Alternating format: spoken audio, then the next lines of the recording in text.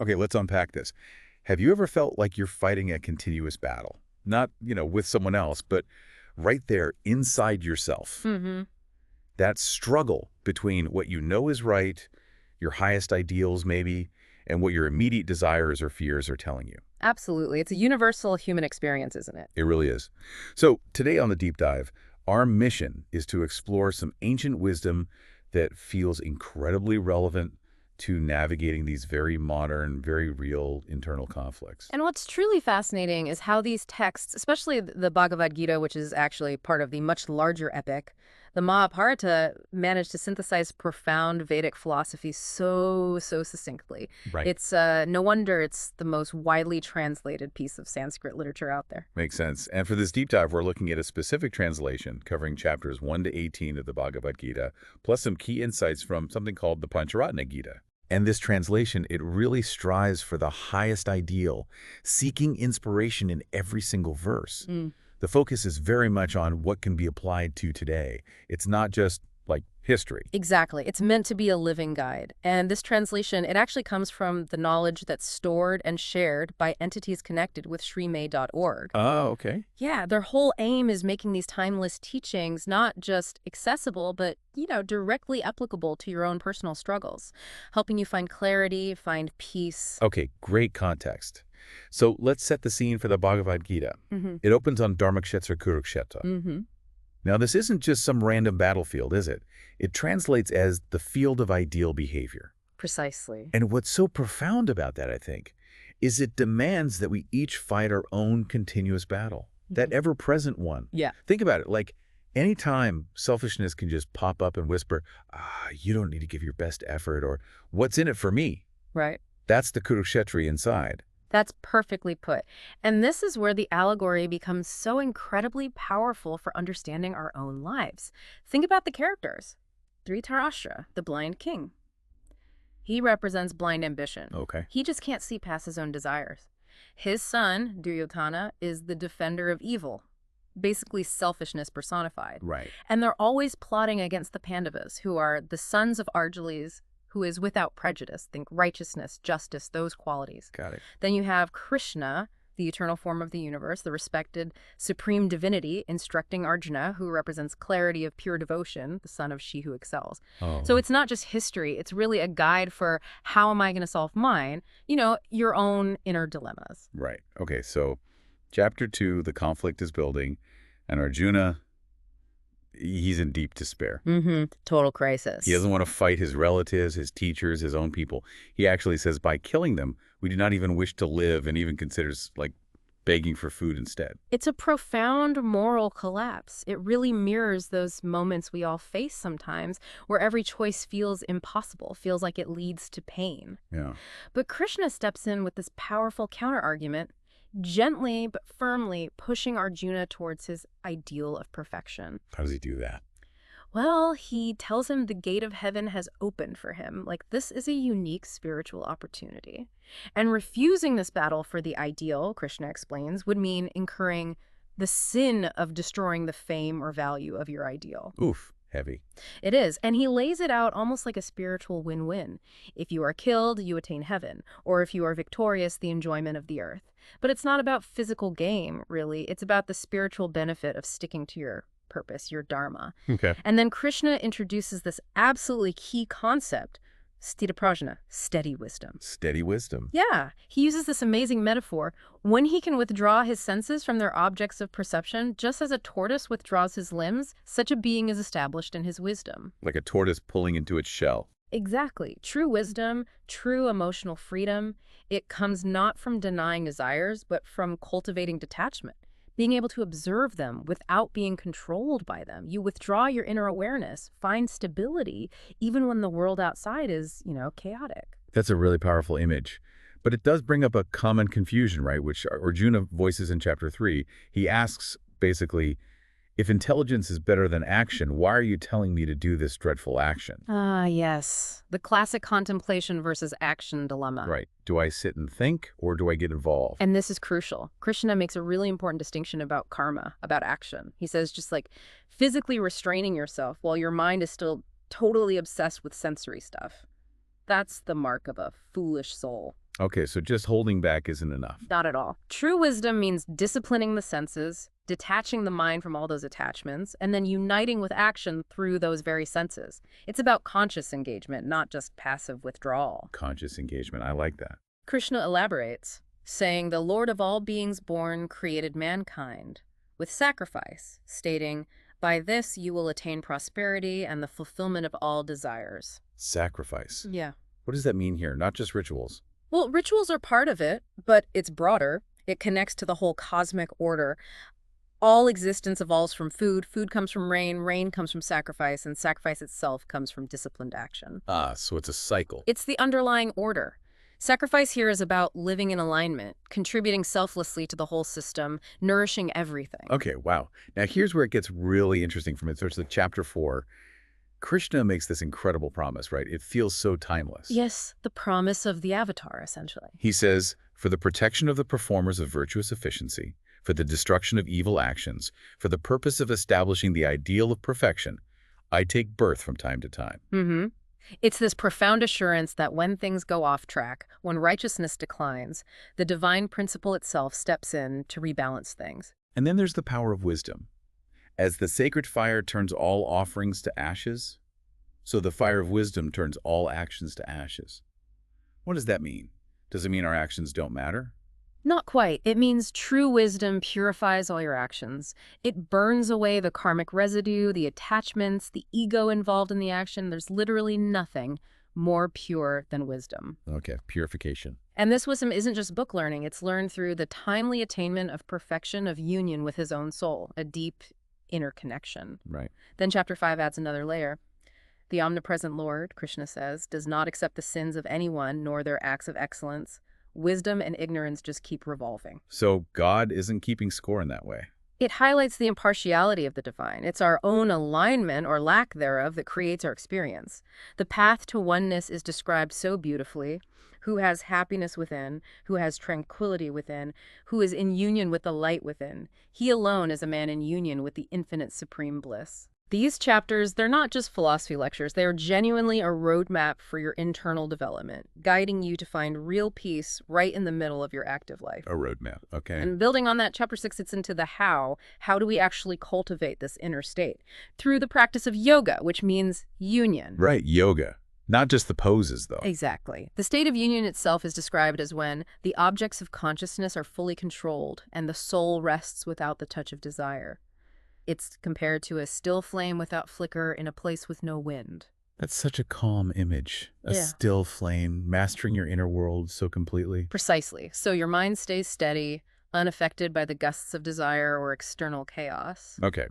Then chapter 7 shifts focus a bit, more towards the nature of reality and devotion. Yes, Krishna makes this really key, slightly paradoxical statement. All beings came from me, but I am not in them, they are in me. Yeah, that sounds tricky. How can everything come from him, but he's not in them, yet they are in him? Huh. It's describing divine omnipresence and transcendence all at once. The divine is the very fabric of existence, but isn't limited by that existence, like the ocean and the waves. The waves are in the ocean and made of the ocean, but the ocean is more than just the waves. Okay, that helps. And crucially, Krishna distinguishes between those with small intelligence, who aim for limited results from finite sources, and those whose sins have ended through meritorious actions. These latter folks are liberated from ignorance and constantly focused on the supreme. It matters what or who you dedicate your actions and devotion to. The object of devotion matters. Immensely, and chapter 8 makes the ultimate goal crystal clear. Having attained to me, the great souls do not take birth again in the place of transitory pain. It's about liberation from the cycle of suffering through that higher connection. Breaking the cycle. Then in chapter 9, Krishna really unpacks his own identity, doesn't he? Showing how he's present in everything. He does. I am the sacred rite. I am the fire sacrifice. I am the mantra and I am the ghee. I am the fire and I am the offering. Wow, it's everything. It deepens that understanding of the sacrifice of wisdom. When you see the divine in the action, the tools, the intention, the result, that union with renunciation frees you from the bondage to actions. Ritual becomes devotion, and devotion becomes liberation. That's powerful. And chapter 10 culminates this idea. Krishna declares himself the source of all manifestation. Whatever be the seed of all beings, there is no being which may exist without me. So utterly interconnected. Completely. The profound lesson is the interconnectedness of everything and the omnipresence of the divine within you, around you, as you, essentially. Everything originates from that ultimate reality. Which leads us to Chapter 11, Arjuna's big moment, seeing the universal form. The Vishwarupa Darshana, yes, an absolutely overwhelming experience. The description is mind-blowing. Imagine a light brighter than the light of 1,000 rising suns all uniting in the sky. That's the light of this great soul pervading everything. It is, and it's not all just beautiful light. It's terrifying, too. Arjuna sees gods entering this form, beings being crushed in its mouths. It's the vision of cosmic creation and destruction simultaneously. Wow. It reveals Krishna as the foremost God, the ancient, full, complete consciousness, the supreme refuge of this universe. And Arjuna, utterly humble, asks for forgiveness for any disrespect shown while playing, lying down, sitting up, or eating. Just everyday interactions suddenly seen in this cosmic light. Exactly. And the key takeaway from this incredible vision, Krishna says, but only by unswerving devotion is it possible to actually see this form, to know it, and to enter into it. Unswerving devotion, that's the key. That's the absolute key. It highlights the transformative power of total dedication to a higher ideal and the grace, the deeper perception that can come from it. Okay, so after these huge cosmic visions, Chapter 13 seems to bring it back down, more introspective. The field and the knower of the field. Yes, Kshetra and Kshetrajna. The field is the body, material existence, everything perceivable. The knower is the soul, consciousness, the experiencer within. And Krishna says the experiencer has no qualities itself, but experiences all qualities. And it's attached to nothing. Correct. It supports all prohibition of attachment to the senses. And it's described paradoxically. It is outside and inside of all beings. It moves and moves not. Because it is so subtle, it is unknowable. It is far and it is near. That sounds impossible to grasp. It points to the elusive nature of pure consciousness. And the text asks, how do you perceive this subtle soul? Some use meditation, some philosophical analysis, some through action, others by learning from trusted sources. Different paths to the same realization. Exactly. And the key insight is, when one perceives that only nature performs all actions and the soul who sees is without action and that all existence comes from the one, then one becomes the supreme divinity. Yeah. It's realizing your true, detached, observing nature. Realizing you're the observer, not just the things happening. Precisely. Then Chapter 14 explains Krishna's womb as the vast divinity of all matter, the source material of everything. And Chapter 15 reminds us Krishna is situated in the hearts of all. From me have come memory and wisdom. So our deepest knowing comes from that source. Yes, and Chapter 15 also gives a very practical warning, identifying the 3 parts of the door to the hell of confusion. Uh-oh. What are they? Desire, anger, and greed. The instruction is blunt. Yep. One should abandon these 3. They are the fundamental traps leading to suffering. Desire, anger, greed. Got it. Abandon them. Then Chapter 17 delves into austerity tapas. But it defines austerity of the mind beautifully. A consecrated mind, gentleness, silence, belonging to your own soul, a completely pure attitude. So it's not about harsh self-punishment necessarily. Not primarily. It's about inner discipline, inner purity, and crucially, any austerity done without faith. It's considered untrue, unreal, without value. Your efforts need sincere belief behind them. Faith makes the practice real. Okay. Okay. And finally, Chapter 18 pulls it all together. It does, offering really practical wisdom. It says the intellect that can discern evolution and involution, fear and fearlessness, bondage and liberation, that's an intellect of light, of clarity. Discerning intelligence. Yes, and a vital personal lesson. Better is one's own ideal of perfection, your own dharma, than the ideals of another. Such performance of actions can cause no conflict. Stop comparing yourself. Find your own path. Exactly. It's so liberating. And the emphasis throughout is on self-control, consistent effort, Krishna urges. Establishing your consciousness in me during all actions. Always take refuge in the consciousness of me. Conscious, divinely aligned action. That's the goal. And the final promise of the Gita is just so reassuring. The man who is full of faith and free from malice who hears this will attain the happiness of meritorious actions in the world as well as liberation. Wow. Okay, so the Bhagavad Gita gives us this incredible framework. Inner battles, action, wisdom. But how does this translate into, like, lived devotion? You mentioned the Pancharatna Gita. Yes. It provides a wonderful complementary perspective, often focusing more on the power of devotional praise and showing these concepts in action through stories. So less philosophical instruction, more experience. In a way, yes. For instance, we find Bhishma praising Krishna, who is also Vishnu. He calls him the Lord of Union, the very support of the ancient Vedas Rig, Yajur, Sama. The foundation of everything. He's described as the soul of spiritual practices, the grand fire sacrifices, yajna, the simpler fire rituals, homa, the sacred songs, stotrams. He is all vibrations. He's heroism, yoga itself, maya, the creative power making reality seem the way it does. Maya. Like illusion. Sometimes translated that way, but here more like the measurable, perceivable aspect of reality, the divine power of manifestation. He's also the wealth of peace, symbolized by the lotus, the wind, time itself, and even all colors, creeds, and tribes. Totally encompassing. No division. Exactly, a unifying, all-pervading presence. And you mentioned stories. Yes, the Pancharatna Gita shares the powerful story of Gajendra Moksha, the liberation of the king of elephants. Okay, tell me about that. So, this king of elephants gets trapped by a huge crocodile in a lake. He's helpless, desperate. And in that moment of utter crisis, he cries out to Krishna with complete, unwavering devotion. Just calls out in faith. Total surrender and faith. And Krishna, described as the destroyer of too much, the one who removes overwhelming burdens and suffering, instantly appears, kills the crocodile, and liberates the elephant. Wow. Swift deliverance. Yes. And the lesson is profound. One gains liberation from the bondage to many sins, just as did the elephant. It shows that pure, sincere meditation on Krishna leads to perpetual actions that are not destroyed, freeing you from karma simply through that devoted calling. So devotion itself can be a powerful path to liberation, especially in moments of crisis. Absolutely. It's a testament to the power of faith and surrender to a higher principle. What an incredible journey through these texts. Seriously.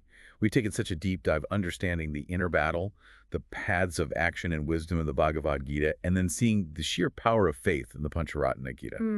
And remembering that these texts, this knowledge, shared through sources like Srimad.org, really emphasize that liberation, peace, they're attainable through devotion, wisdom, and aligning your actions with something higher. And it's crucial to remember this isn't just, ancient history or dense philosophy. It's truly a practical guide for your own personal evolution. Right now. Exactly. It helps you dissect your own dilemmas, understand the real nature of your choices, and ultimately find genuine, lasting peace amidst whatever challenges life throws your way. So, as you, the listener, reflect on all this, maybe consider this. What does unswerving devotion actually look like in your everyday actions? What's your personal battle for the ideal of perfection right now?